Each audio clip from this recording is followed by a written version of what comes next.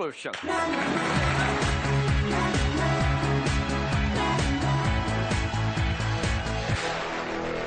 Bonsoir. Alors, trouver un lieu de vacances pas dangereux. Franchement, la phrase, elle a un peu aucun sens. Enfin, je sais pas, quand tu vas faire tes courses, tu fais pas une liste de ce dont tu n'as pas besoin. Enfin, je sais pas. Moi, personnellement, je vois mal quelqu'un écrire son planning, genre lundi, trouver des choses à faire pas ennuyantes. Mardi, trouver un lieu de vacances pas dangereux. Le mec, il vit dans la négation, tu sais. C'est le genre de personne, vous les reconnaissez tous, quand ils sont devant toi dans un traiteur, ils bloquent une demi-heure devant la vitrine, tu sais, genre ça, je veux pas, ça, je veux pas. Ils savent pas ce qu'ils veulent, mais ils savent ce qu'ils ne veulent pas. Beaucoup de femmes ont dû se reconnaître. Elles savent pas ce qu'elles veulent, mais elles savent ce qu'elles ne veulent pas. Et moi, je pense personnellement qu'à force de penser aux choses qu'on veut pas, elles finissent toujours par arriver. Donc je me suis dit, je vais essayer de devancer le destin. Et je me suis mis à chercher un pays à risque, un pays qui soit vraiment dangereux. Donc je suis allé voir une agence de voyage et je lui ai demandé de me proposer que des pays dangereux.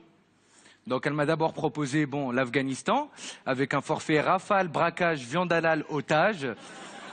C'est un circuit, en fait, si tu as un peu de chance et si tu veux vraiment du dépaysement, tu peux être capturé 2 ou 3 jours, mais je voulais quand même un truc un peu plus soft. Donc elle m'a proposé la Colombie avec un forfait prostitution, favelas, drogue, tapas, mais c'était pas dans mes économies. Du coup, je lui ai dit que je voulais un truc beaucoup moins cher et beaucoup plus proche. Elle m'a proposé un circuit noctilien. Donc en fait, c'est un concept où tu te retrouves à 3 heures du matin dans un bus entouré à 30 cm de plein d'individus potentiellement dangereux. Mais j'avais une impression de déjà-vu. Je lui ai dit que je voulais autre chose, je voulais vraiment prendre l'avion pour sentir que j'avais voyagé. Et donc du coup, elle m'a proposé la Tunisie. Je lui ai dit que c'était pas un pays dangereux. Elle m'a dit que si, il y avait un documentaire d'envoyé spécial qui certifiait que c'était un pays dangereux. J'étais content, j'ai pris ma copine, on est parti, j'arrive à l'aéroport et là je vois un mec qui crie « Djihad ! Djihad !» J'ai dit à ma copine, planque-toi, regarde, il va y avoir de l'action, je connais. Djihad ! Mais Djihad, ça fait un quart d'heure qu'on te cherche, avance Djihad, le prénom de son cousin. Mais j'étais dégoûté, je voulais de l'action, moi.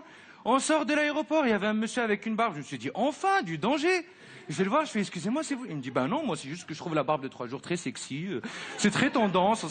Mais donne-moi du danger, fais-moi peur, vous avez une réputation, les gars, tenez-la.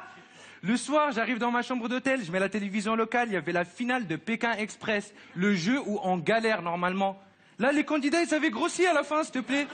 Ils étaient là, oui, on n'avait même pas besoin de chercher de la bouffe, on nous ramenait du couscous, des cornes de gazelle tous les jours.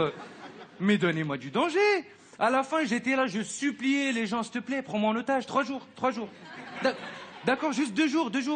Prends ma femme, je fais une vidéo. Juste kidnappe-la, je fais une vidéo. Rien, même au niveau de la langue, j'ai même pas réussi à être dépaysé. J'arrive à la réception avec mon dictionnaire français-arabe.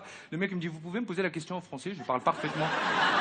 Mais ta gueule, laisse-moi au moins la barrière de la langue, laisse-moi être dépaysé. Ah non. Je m'étais fait arnaquer. C'était l'arnaque du sexe voyage. J'ai pas eu de danger, j'ai pas eu de risque. Mais au moins, je me suis rendu compte d'une chose, c'est que ce qui est encore des fois plus dangereux qu'une destination, c'est le fait de ne pas y aller pour pouvoir rentrer et dire qu'en fait, c'était pas si dangereux que ça. Merci. C'était Nidal. C'était son 6e passage dans On ne demande qu'à en rire avec ce sujet choisi. Trouver un lieu de vacances pas dangereux. À vos télécommandes, les amis, je vous rappelle qu'il faut noter, bien sûr, Nidal. Dans le public également, vous avez des télécommandes. Il doit obtenir 60 points pour gagner un nouveau passage dans On ne demande qu'à en rire et un 7e passage dans l'émission. Tiens, Nidal, en parlant de Tunisie, je vois que demain, justement, vous serez à Tunis. Ouais, exactement. J'utilise le même système de téléportation de Jean-Marie Bigard. Vous êtes aussi rapide que Bigard, vous avez raison. Attendez, c'est vachement bien. Vous allez présenter Miss Tunisie? Exactement. J'ai eu cette chance de pouvoir présenter Miss Tunisie, demain. Allez, on découvre les notes du jury. Jean-Marie Bigard, quelle est votre note? 16, bien joué. Anne-Sophie Laparis, 14. Catherine Barma, 14 également. Et enfin, Jean Benguigui, 14.